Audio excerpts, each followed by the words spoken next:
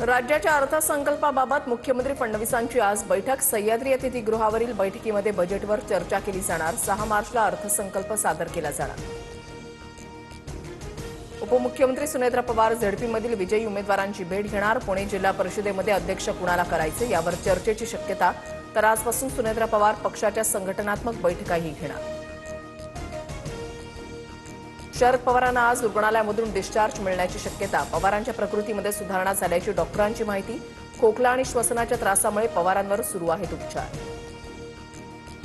रोहित पवारांनी आरोप केलेली फाईल प्रफुल्ल पटेलांकडूनच आलेली होती। प्रफुल्ल पटेलांचा रात्री 8:30च्या सुमारास अजित पवारांना फोन। शेतकऱ्यांसंबंधित काम होतं। झडपी निवडणुकीवर बोलणं झालं। प्रफुल्ल पटेलांची माहिती। राष्ट्रवादीचं विलीनीकरण होणार नाही असं चित्र जवळपास स्पष्ट। सत्तेमध्ये वाटा देण्यास तटकरे पटेलांचा विरोध। सूत्रांची माहिती। विलीनीकरणावर 16 तारखेला रोहित पवारांची पत्रकार परिषद होणार। 2008 मधील उत्तर भारतीय मारहाण प्रकरण वांद्रे कोर्टामध्ये आज सुनावणी होणार। राज ठाकरेंनाही झाली होती अटक। रेल्वे भरती परीक्षेदरम्यान मनसैनिकांनी केली होती मारहाण। वांद्रे कोर्टाच्या निर्णयाकडे लक्ष। पंतप्रधान मोदी आज सेवा तीर्थ आणि कर्तव्य भवनाचं उद्घाटन करणार। सेंट्रल विस्टा प्रकल्पाअंतर्गत बांधलेल्या प्रमुख मंत्रालयांचं आज उद्घाटन। सर्व मंत्रिमंडळ आता एका छताखाली येणार। परभणीमध्ये ठाकरेंच्या शिवसेनेचा खरा चेहरा समोर आला। परभणीमध्ये मुस्लिम महापौर देण्यावरून शिंदेंची टीका।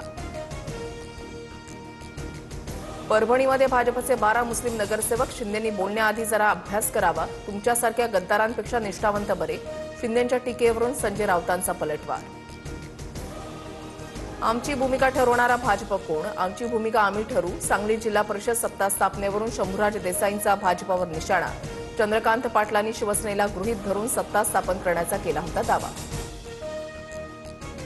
मंत्रालयामध्ये लाच घेताना क्लार्कला रंगेहात पकडलं। मंत्री नरहरी झिरवाळांच्या अन्न आणि औषध प्रशासनाच्या विभागामध्ये एसीबीची मोठी कारवाई। मेडिकलचा निलंबित परवाना पूर्ववत करून देण्यासाठी 35,000ची लाच घेताना आरोपी राजेंद्र ठेंगरेला अटक।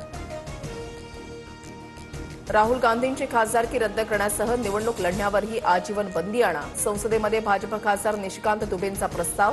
राहुल गांधी भारत विरोधी लोकांच्या संपर्कात असल्याचा आरोप।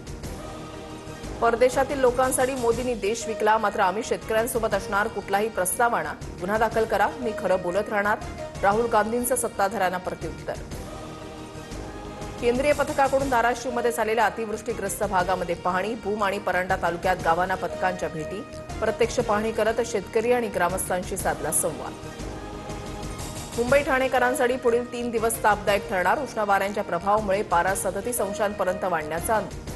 केंद्र सरकारकडून महाराष्ट्रासाठी 76,502 कोटींचे रस्ते प्रकल्प। राज्यामध्ये 2,612 किलोमीटर लांबीचे 116 प्रकल्प बांधकामाधीन। फ्रान्सकडून 114 राफेल लढाऊ विमानं खरेदी करण्याचा निर्णय। 3.5 लाख कोटींची विविध प्रकारची संरक्षण सामुग्री घेणार। संरक्षण मंत्री राजनाथ सिंग यांच्या बैठकीमध्ये निर्णय।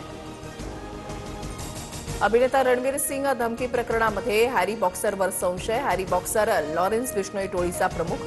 व्हॉइस नोटमधील आवाज हॅरी बॉक्सरच्या आवाजाशी जुळत असल्याचं समोर।